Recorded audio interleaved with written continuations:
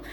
Badis, une réaction à cet acharnement contre les journalistes et aussi à cette impunité des journalistes qu'on va carrément chercher dans leur chambre d'hôpital alors qu'ils sont en train de se faire soigner. C'est le cas de Hassan Sliah notamment. Oui, qu'on voit. Qui a été d'ailleurs accusé de travailler pour le Hamas. Évidemment, comme d'habitude. Ils sont tous accusés de toute façon. Non, je pense que nous assistons effectivement à un génocide contre des civils, contre des citoyens, mais nous assistons aussi à un génocide contre les journalistes, contre les médias, contre toute voix qui peut apporter justement, je dirais, une conscientisation et puis surtout apporter la vérité au monde. C'est ça dont il est question. Aujourd'hui, on assiste à travers ce travail méthodique d'élimination physique, notamment des journalistes à l'intérieur.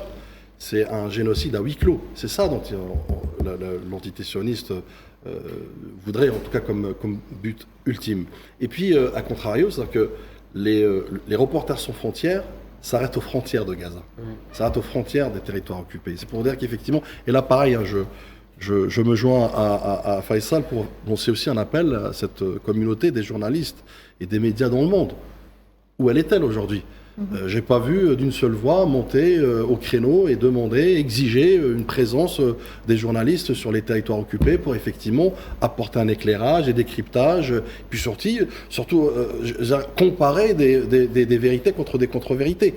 Encore une fois, je me répète, c'est un génocide à huis clos qui se passe à ciel ouvert. Il est certes documenté fort heureusement par des journalistes, et là je m'incline vers les journalistes palestiniens qui, malgré les dangers, malgré aussi les opportunités de pouvoir quitter le territoire, ils sont restés pour justement pouvoir défendre les leurs, mais surtout aussi défendre la vérité. Parce que c'est ça dont il est question aujourd'hui, et c'est ça sur quoi joue l'entité sioniste à vouloir, par cette propagande, par les médias qui sont à plat ventriste parfois, qui sont aussi missionnés, mercenaires, et qui travaillent justement dans cette guerre de propagande, de communication pour, je dirais, invisibiliser, mais faire disparaître l'identité des Palestiniens en justement en occultant ce type de génocide. Et je conclurai sur le fait que tout à l'heure, on a parlé du Festival de Cannes. Moi, je me réjouis de voir, parce que 3 semaines en arrière, sur ce plateau, j'avais évoqué effectivement que j'attendais de voir le Festival de Cannes par rapport à Fatma Hassouna.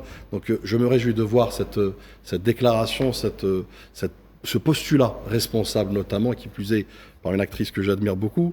Mais au-delà de ça, au-delà des mots, c'est-à-dire qu'aujourd'hui, il faut casser cette chape de plomb, il faut casser cette voie du silence, à travers, pourquoi pas, du cinéma engagé, du cinéma révolutionnaire. Le cinéma de tout temps a été aux côtés des révolutions, des causes justes, et puis surtout aussi faire converger l'art, la diplomatie populaire, les peuples humanistes et humanitaires vers une seule cause qui est celle de défendre un peuple qui se fait tuer au grand jour et au grand dam justement de la communauté internationale qui reste impuissante.